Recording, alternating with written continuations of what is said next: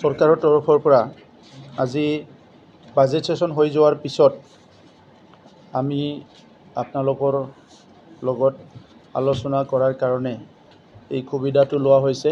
ইয়াত উপস্থিত আছে আমাৰ GSPৰ ভাইচ প্ৰেছিডেণ্ট তথা আমাৰ EM ঘনেশ্যাম দাস ডাঙৰীয়া, আমাৰ EM ৰেওৰেৱা নাৰ্জীহাৰী ডাঙৰীয়া। মই প্ৰথমতে আপোনালোকক আদৰণি জনাইছোঁ। বিশেষভাৱে প্ৰথম ক'ব বিচাৰিছোঁ যে যোৱাকালি আমাৰ বাজেট পাছ হৈ গ'ল আৰু 25 তাৰিখে এনুৱেল অপাৰেশ্যন প্লান এইটো দাখিল কৰা হ'ব। আৰু এই বছৰ আমাৰ বাজেটত আমি দীঘলীয়া এটা BTC যিটো চৰকাৰ চলি আছিলে সেই সময়ত কোনটো শিতানত কোনটো বিভাগত কাম হৈছে হোৱা নাই এইবিলাক চব চোৱা চিতা কৰি যে বৰ্তমানৰ সময়ত য'ত প্ৰধানমন্ত্ৰী ডাঙৰীয়াই আমাৰ ভাৰতৰ প্ৰধানমন্ত্ৰী নৰেন্দ্ৰ মোদী ডাঙৰীয়াই কৈছে যে এইটো অমৃতকাল আৰু অমৃতকালত ভাৰতবৰ্ষখন বিশ্বৰ ভিতৰত শ্ৰেষ্ঠ এখন দেশ হিচাপে গঢ়াৰ কাৰণে প্ৰধানমন্ত্ৰী ডাঙৰীয়াই এটা সংকল্প লৈছে আৰু সেই সংকল্প লৈ সমগ্ৰ ভাৰতত বিভিন্ন ৰাজ্যবিলাকত এতিয়া সকলো সিদ্ধান্ত লৈছে, বিভিন্ন স্কিম প্ৰজেক্টবিলাক লৈছে। আমাৰ মুখ্যমন্ত্ৰী ডক্টৰ হিমন্ত বিশ্ব শৰ্মা ডাঙৰীয়াৰ নেতৃত্বত অসমত কেইদিনমান আগতে বাজেট পাছ হৈ গ'ল। তাত আমি দেখিবলৈ পাইছোঁ যে অসমত ইনফ্ৰাষ্ট্ৰাকচাৰ ডেভেলপমেণ্ট আৰু সাময়িকভাৱে অৰ্থনৈতিক উন্নয়ন, সামাজিক স্থিৰতা অনাৰ কাৰণে বিভিন্ন আঁচনিবিলাক সেই বাজেটত ৰিফ্লেক্ট কৰিছে। আমিও এই কাউন্সিলখনৰ ওপৰত 35 লাখ জনসাধাৰণৰ আশা আকাংক্ষা জড়িত হৈ আছে আৰু সেইকাৰণে কাউন্সিলত আমি যিখিনি আমি বাজেট বনাইছোঁ বা বাজেট তৈয়াৰ কৰিছোঁ তাত এই অঞ্চলৰ ইনফ্ৰাষ্ট্ৰাকচাৰ, এই অঞ্চলৰ সৰ্বাংগীন উন্নয়ন, এই অঞ্চলৰ বিভিন্ন জাতি জনগোষ্ঠীৰ বিভিন্ন ইস্যুবিলাক এড্ৰেছ কৰিব পৰাকৈ সুবিধা আমাৰ বাজেটত আমি ৰাখি থৈছোঁ। আৰু দীঘলীয়া সময়ত যিবিলাক গেপ আমাৰ হৈছিলে এই গেপবিলাক পূৰণ কৰাৰ কাৰণে আমি চেষ্টা চলাইছোঁ। আপোনালোক সকলোৱে জানে যে 2003 চনতে ইষ্টাব্লিছ হোৱা যে BTC যিখন কাউন্সিল আছিলে এই কাউন্সিলৰ যিটো ইনফ্ৰাষ্ট্ৰাকচাৰ বুলি ক'বলৈ ইয়াতে আপোনাৰ ছেক্ৰেটাৰিয়েট অফিচৰ বাদে ইয়াত এতিয়ালৈকে EM সকলক থাকিবলৈ কোৱাৰ্টাৰ নাই, MCLA সকলক থাকিবলৈ কোৱাৰ্টাৰ নাই, ভাল এটা অডিটৰিয়াম নাই, বিভিন্ন সমস্যাবিলাক ইয়াত চলি আছিলে। সেই সমস্যাবিলাক দূৰ কৰাৰ কাৰণে এইবাৰ আমাৰ বাজেটত যিটো ইনফ্ৰাষ্ট্ৰাকচাৰ গ্ৰাণ্ট পাইছোঁ আমি এই ইনফ্ৰাষ্ট্ৰাকচাৰ যোৱা বছৰৰ ইনফ্ৰাষ্ট্ৰাকচাৰ গ্ৰাণ্টেদি আমি ইতিমধ্যে EM কোৱাৰ্টাৰ আৰু MCLA কোৱাৰ্টাৰ নিৰ্মাণ কৰি আছোঁ, যিটো নেকি 15% অলৰেডি প্ৰগ্ৰেছ ৰিপৰ্ট আমাৰ তাত আহিছে আৰু আহি থকা এক বছৰৰ ভিতৰত এইটো নিৰ্মাণ সম্পূৰ্ণ হৈ যাব তেনেকুৱা আমি ক'ব পাৰোঁ। গতিকে এক বছৰৰ পিছত আমাৰ EM MCLA সকলে ভাড়া ঘৰত থাকিব নালাগে, সকলো আমাৰ কোৱাৰ্টাৰত থাকি ভাল পৰিৱেশত ইয়াত অফিচ কৰিব পাৰিব, কাউন্সিল এটেণ্ড কৰিব পাৰিব আৰু বড়োলেণ্ড অঞ্চলৰ ৰাইজৰ উন্নয়নৰ কাম কাজ কৰিব পাৰিব। ইয়াৰ লগে লগে যিখিনি ইনফ্ৰাষ্ট্ৰাকচাৰ গেপ আমাৰ ইয়াত কেবিনেট মিটিং হৈ গ'ল, কেবিনেটৰ কাৰণে কিছুমান ইনফ্ৰাষ্ট্ৰাকচাৰ আমি নিৰ্মাণ কৰিবলৈ খোজোঁ। আধৰুৱা কাম আছিলে, বহুতখিনি দলং সাৱধান হৈ আছিলে, সেই ঠিকাদাৰবিলাকক আমি বাৰম্বাৰ ৰিমাইণ্ড দিলোঁ যে কামটো কৰিব লাগে। 2 বছৰ যেতিয়া দেখিলোঁ যে তেখেতসকলে কামটো নকৰে, এই বহুতখিনি কাম কেঞ্চেল কৰি আমি ৰিটেণ্ডাৰ কৰিছোঁ আৰু এই যিটো আমাৰ 6 ফাইনেন্সৰ গেপ গ্ৰাণ্ট বিভিন্ন পইচা আহে আমাৰ SOPDৰ পইচা, সেইবিলাকেদি এই আধৰুৱা ব্ৰিজ আৰু ৰাস্তাখিনি নিৰ্মাণ কৰিবলৈ আমি গৈ আছোঁ।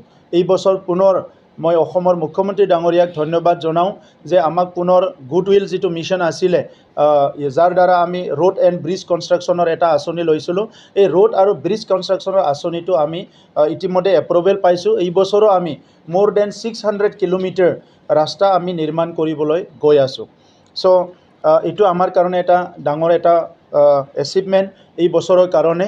আৰু আপোনালোকক মই আৰু এটা কথা ক'ব বিচাৰিছোঁ যে আমাৰ বহুত সন্মানীয় ব্যক্তিবিলাক গাঁও অঞ্চলৰ পৰা আহে, তেখেতসকলে কেতিয়াবা ঢুকাই যোৱাৰ পিছত স্বৰ্গবাসী হৈ যোৱাৰ পিছত তেখেতসকলৰ কণ্ট্ৰিবিউশ্যনবিলাক আমি পাহৰি যাওঁ। এইকাৰণে আমি বহাগৰ 1 তাৰিখত প্ৰত্যেকটো সমষ্টিত আমাৰ MCLA সমষ্টিত তিনিটাকৈ ৰাস্তা আমাৰ বিভিন্ন সমাজক কণ্ট্ৰিবিউশ্যন দিয়া ব্যক্তি, স্পৰ্টছত হওক, কালচাৰৰ হওক পলিটিক্সত হওক বিভিন্ন দিশত আমাক কণ্ট্ৰিবিউশ্যন দিয়া ব্যক্তিসকলৰ কাৰণে আমি মানে এটা এটাকৈ ৰাস্তা মানে তিনিটাকৈ এটা সমষ্টিৰ ৰাস্তা নামাকৰণ কৰি পেলাই তেখেতসকলক সন্মান দিবলৈ আমি কৈ আছোঁ। এই বছৰ যিটো আমাৰ বাজেট আছিলে, এই বাজেটত আমি অমৃতকালটো লক্ষ্য ৰাখি পেলাই বহুতখিনি কথা চিন্তা কৰি আপোনালোকে ইতিমধ্যে গম পায় যোৱা বছৰত আমাৰ ইয়াত বহুতখিনি ভাল ভাল প্ৰগ্ৰাম হৈ গৈছে। এই প্ৰগ্ৰামবিলাক আপোনালোকে সকলোৱে জানে আৰু সেই প্ৰগ্ৰামবিলাক লৈ পেলাই বড়োলেণ্ডৰ যিটো ইমেজ, বড়োলেণ্ডৰ যিটো আমাৰ সন্মান সেইটো আগলৈ আমি লৈ যাব বিচাৰিছোঁ। সেইকাৰণে এটা সময়ত বড়োলেণ্ড বুলি ক'লে হত্যা হিংসা বহুত নেগেটিভিটি এটা আছিলে মানুহৰ, বড়োলেণ্ডত যাব নোৱাৰে, বড়োলেণ্ডত কাম নহয়, বড়োলেণ্ডত কৰাপশ্যন হয়, এইবিলাক হয়।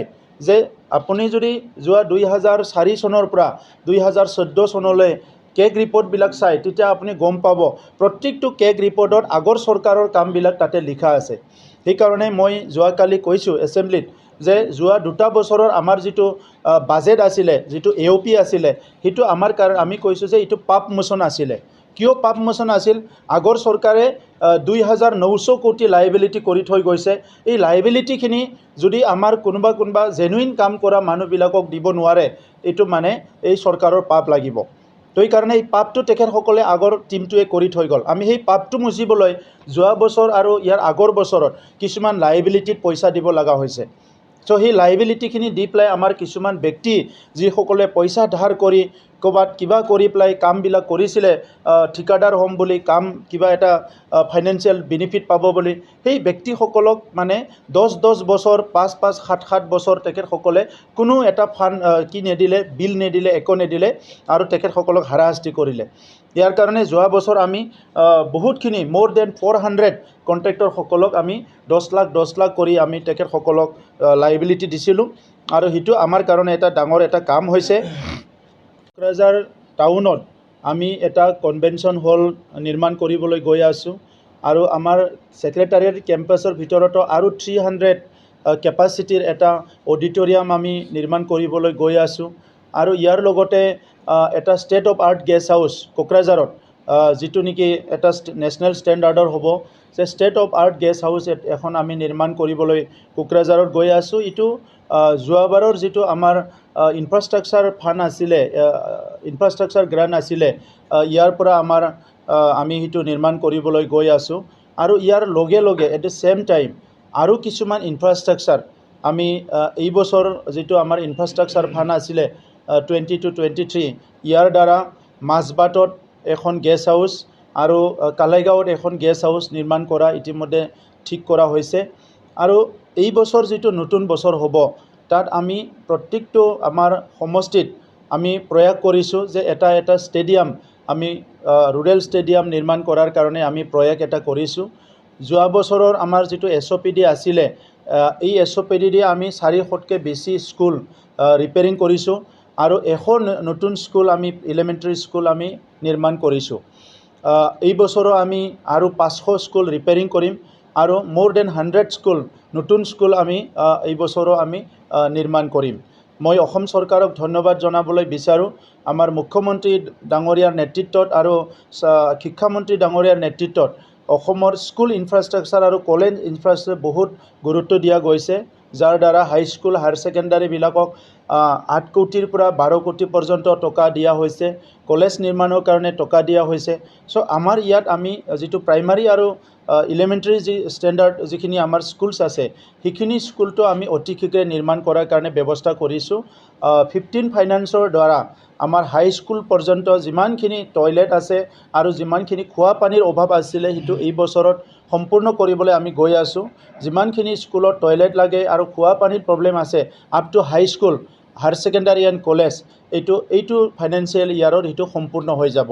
ইয়াৰ কাৰণে আমি সম্পূৰ্ণ ইয়াৰ কাৰণে স্কিম বনাইছোঁ। ইতিমধ্যে স্কিমটো অলৰেডি ইমপ্লিমেণ্ট হৈ গৈছে। চ' সেইখিনি কাম অলৰেডি আমি হাতত লৈছোঁ।